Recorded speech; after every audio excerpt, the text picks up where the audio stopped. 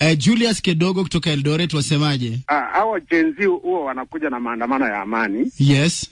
Lakini kuna wale ambao wanaingia ndani kuharibu maandamano ya Gen Z. Niseme hicho kwa nini? Kindiki anatuambia kwamba ati ni heri wapoteze umaarufu, lakini hizo maandamano ambazo zinakuja safuruko zifanya nini siishe? Ajetuambia kwamba ni nani wale walikuja wakati wa maandamano ile ya kwanza wakafuruka majenzi wakifanya maandamano. Ajetuambia watu walikuwa na mipili ni wakina nani? Apora asiyepora. Nasikitika sana.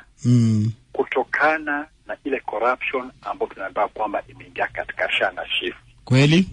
Kama unakumbuka vizuri Mr. Mule, tulisema hata kwamba NHIF haikuwa na shida yote. Yes. Shida iliyokuwa pale ilikuwa ni uizi uliokuwa unafanywa na watu.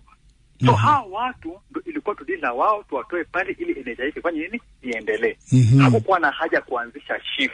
Kwa sababu wale watu ambao walikuwa katika NHIF wamekuja katika SHIF ndio bado wanaiba. Ili tudili na waizi.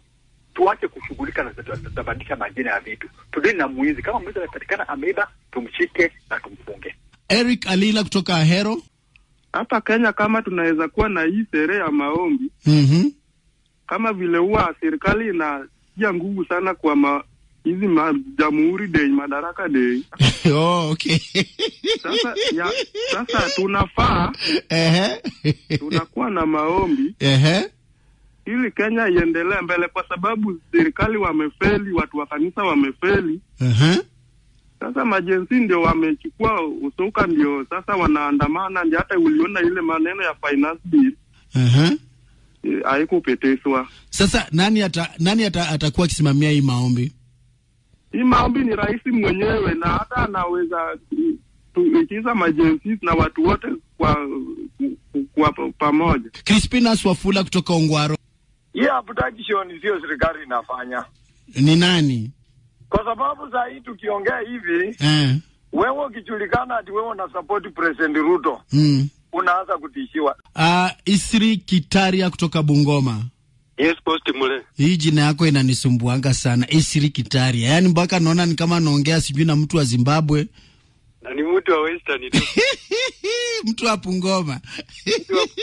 Kutoka Kimukui.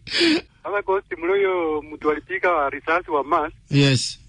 Tulikia habari yake inahuzunisha. Jana wakasema pain capacity yake imekufa, leo tunasikia sasa yeye mwenyewe ameenda. Kweli? Sasa familia itaisaidia tu ni kupata tu haki yao. Yeye alikuwa tu anatafuta chakula yake ya siku.